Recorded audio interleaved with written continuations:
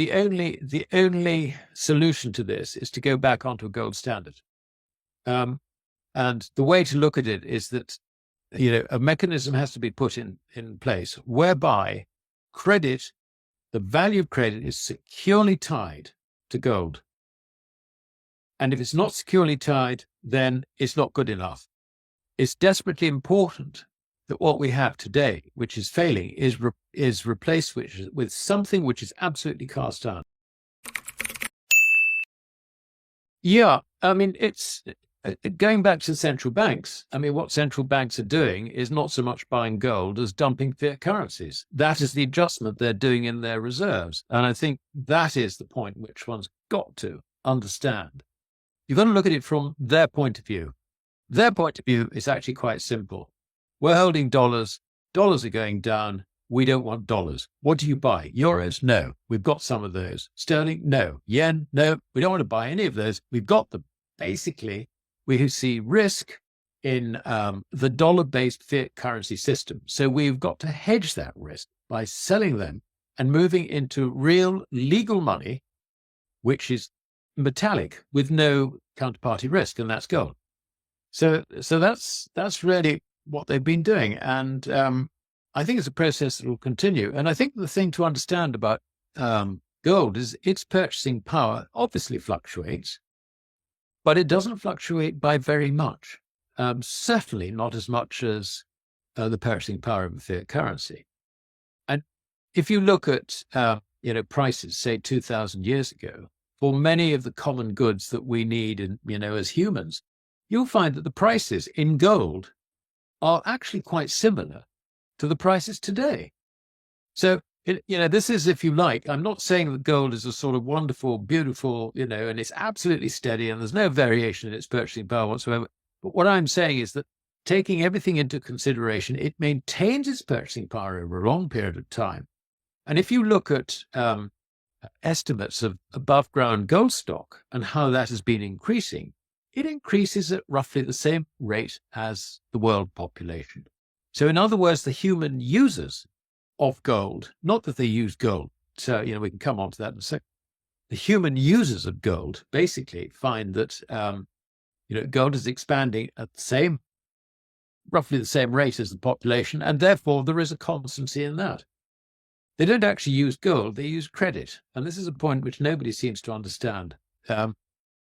What do we do with gold? I mean, we have gold coins, maybe. We might even have bullion. But if you look at in terms of coinage, then gold coins and silver coins are not the thing that you use first to pay for goods and services. No, it's the last thing.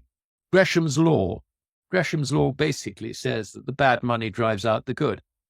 What's happening is that you spend the credit, if you like, which even on a gold standard is based on gold. It's linked to gold. And if you're worried about the value of that credit, then you encash it for gold coin. That's the way a gold standard works.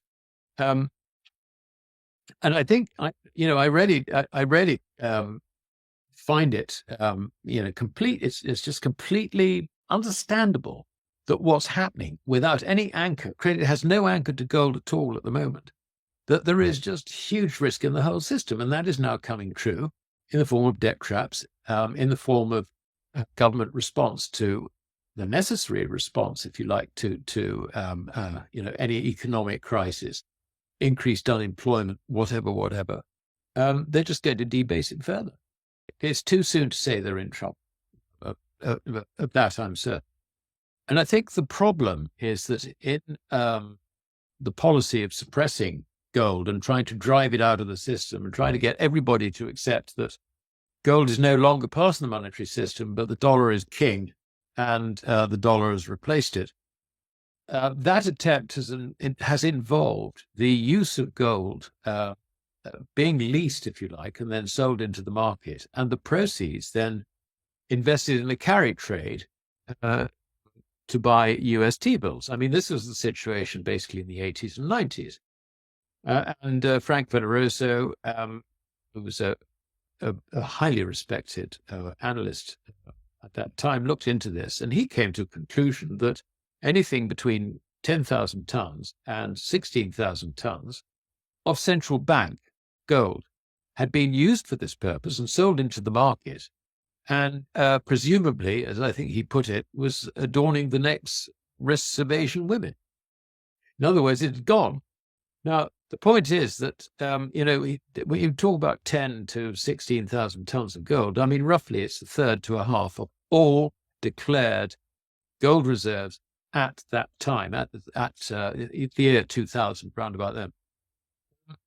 After that, I think that the central banks got slightly wiser about it. And you then had what was called a book entry transfer system, so that the Bank of England would say, okay, we're leasing, we have the agreement from, say, the Bank of Finland to lease half their 30 tons of gold stored with us. And we've agreed the rate and all the rest of it, but it's not leaving our vaults because it's got to be stored somewhere. So, what happened was that the trade moved from a carry trade into US T-bills into a carry trade to provide liquidity for the forward market in London and also other derivative markets, including COMEX. And that probably means that instead of gold disappearing, you've now got double ownership of an awful lot of it in central bank vaults, in the Bank of England and also in the Bank of New York. Sorry, not the Bank of New York, the Federal Bank of New York. And I mean, I think proof of this problem was when, 10 years ago, 10, 11 years ago, I think it was 2013, actually, the Bundesbank decided, first of all, he wanted to go and inspect its gold at the Federal Bank of New York, and were told, under no circumstances we will permit anyone look at it. They then tried to get their gold back. And obviously negotiations took place, which we weren't a party to. And they ended up agreeing, very reluctantly, I would think, to having 300 tons of their, I don't know how much, 1,000 tons or whatever it was, returned over a 7-year period, would you believe? Why is it so difficult to do this? And this was so embarrassing, actually, for the New York Fed, that eventually they actually, sent the whole lot back several months after this 7-year agreement was announced. And then we had the Dutch saying, "Oh, hold on, we got 1,000 tons over there. We better get ours back." And they got it back. Okay. I understand that the bar numbers on the Bundesbank's return gold didn't actually match their records. So this rather suggests that there's some funny business going on in the Federal Bank of the Federal Bank of New York. So this just shows the problem when you have double ownership of gold. It's fine as long as nobody wants their gold back, or nobody wants to withdraw it. Now hold on a minute. Not so long ago, we had a problem with the Bank of England because they were queuing up to take gold out because the premiums on COMEX were so delicious that you needed to, go and lease gold and then flog it into COMEX, and you could strip out, I don't know, $50 an ounce or whatever the premium was. I mean, what's not to like? So COMEX actually, if you like, drained all liquidity out of other centres, particularly London and Switzerland. And I understand that even liquidity in Mumbai was taken out by this arbitrage. So now put yourself in the shoes of a central bank, let us say, which has gold stored in London. It's going to say, it's going to say quite reasonably, I don't want to lease gold anymore because I don't like what's happening. It's actually leaving the vault. Is it my gold that's leaving? I don't know. I mean, I think I'm going to stop this. I will probably want it repatriated. I will probably want some of it in London, but I don't want to lease it anymore. So the leasing game is stopping. That's the whole key. We've got no liquidity left in London or in Switzerland. New mine supply and scrap supply is spoken for big time by the Asians. I mean, they're just still hoovering the stuff up. Chinese insurance companies being the latest example. So we've got a liquidity crisis arising to the market because the supply, which the market might have expected from leasing, is drying up. So what does that do to things? Well, the lack of liquidity plus the lack of leased supply. And also bear in mind that the Bank of International Settlements very quickly closed down its position. Oh, like that. It saw this coming. So, yeah, I think we're in, as to the point about is this getting into a crisis, I think this is the beginning of a big squeeze on the Western derivative paper market, gold paper market system. And you could imagine that, if this does develop into a crisis, then it's the beginning of the unwinding of the entire derivative system. And we're talking here about trillions and trillions of dollars. I don't mean interest rate swaps because the principal is not involved in them, but things like foreign exchange positions and all the rest of it. You're talking about, several $100 trillion of liquidity, which is provided, systemic liquidity, which is provided by these paper forms of credit. And when that starts contracting, if that gets into difficulties, then it's goodbye our financial system. It's as simple as that. The only solution to this is to go back onto a gold standard. And the way to look at it is that, a mechanism has to be put in place whereby credit, the value of credit, is securely tied to gold. And if it's not securely tied, then it's not good enough. It's desperately important that what we have today, which is failing, is replaced with something which is absolutely cast iron. We know how to do it, or at least those of us who have studied the faults, if you like, of the Bank Charter Act in England of 1844. We know how to do it. It's actually not all that difficult. All this rubbish about there's not enough gold and all the rest of it, which the Keynesians talk about, basically means they don't understand credit. You've got to tie the value of credit. Now, the problem we have, I think, is that the people advising the system, if you like, don't understand economics. They think in terms of neo-Keynesian economics. They have to get off this ridiculous idea that gold is not money. Legally, it is money and has been since Roman times, since the 12 tables in Rome, 448 BC, declared the difference between money and credit. Tablet 7. It's all in there. You can Google it and have a look, and it's there. And it's been like that ever since. The Romans invented banking system, which we've refined, and we still have. So, in terms of resetting, as it were, there are so many hurdles to come over. And the other thing is, I think central banks are now very reluctant to let gold go.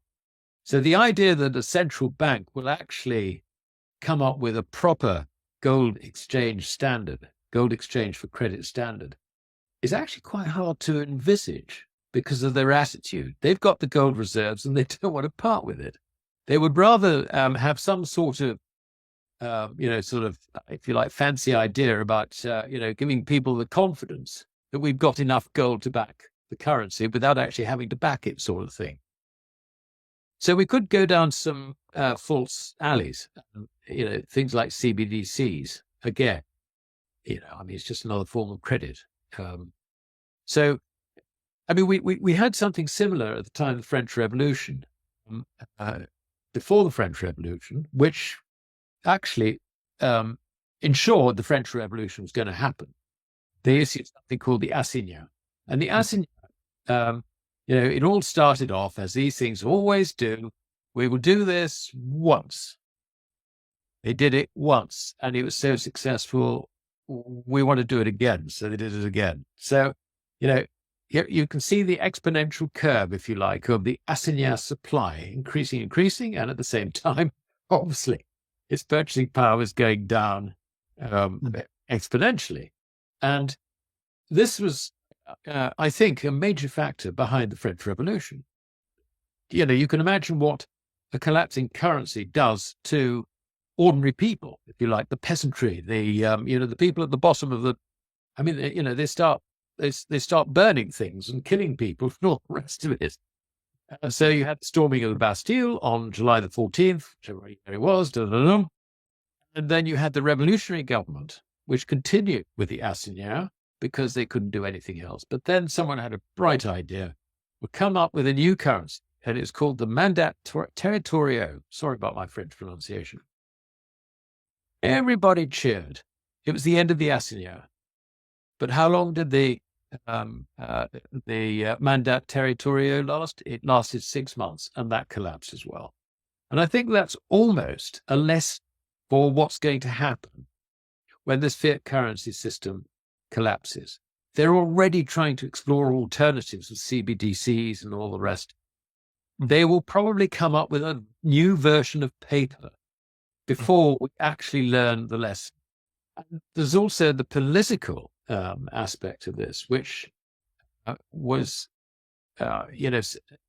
presciently covered really by Hayek in his The Road to Serfdom, which is written really about how Germany went, from a currency collapse into Nazism. But it's the same human psychology. When you get something as horrendous as an event as a currency collapse, the political system will collapse with it. And guess what? You will get an extremist elected because people, we want a strong man. We want a strong man in there to run things. What do you get? You get Hitler. We got a sort of mini version of that with Trump, who's screwing up everything. I mean, look, I don't criticize Trump for a lot of what he does. I mean, he's rescuing us from this woke rubbish. God bless him. But when it comes to economics, he is as ignorant, if you like, as his advisors. Let's put it that way. They just don't understand trade. They don't understand trade balances. And, they think it's the fault of the foreign that, US industry is on its uppers. I tell everybody, get the hell out of credit. It's a very difficult decision because, everybody's been conditioned to think I've got to diversify my portfolio sort of thing. So, getting out of credit will be 5% gold and the rest would be, say, transports and bonds and whatever. But all that's credit. I mean, all that's credit. ETFs are credit. The only way out of credit actually is to have physical metal, physical gold. And if you want to speculate a little bit silver, because with a gold-silver ratio currently running at about 95 or something incredible, I think that will probably come down as people begin to realize that it's the currencies going down, not gold going up. Because the same is true, though, as far as the central banks are concerned, they're not there buying silver. But it is also true of silver, which is an extremely useful metal. And I have no doubt that industrial demand makes this very cheap. I mean, the Silver Institute, for example, says that, the last 6 years, we've been in deficit, supply deficit. But then when you put in monetary demand on top of that, as gold goes up, and silver becomes poor man's money, if you like, that really could motor. It could be a better way to protect yourself than gold. And of course, it's all very well saying get out of credit, but we need to have income to spend, and that comes from interest on bank balances, on dividends from companies, bond coupons, whatever it might be. Speculation, I think, is probably not a good idea. But basically, I think, arrange your finances in such a way that you can weather the coming storm, however that storm evolves.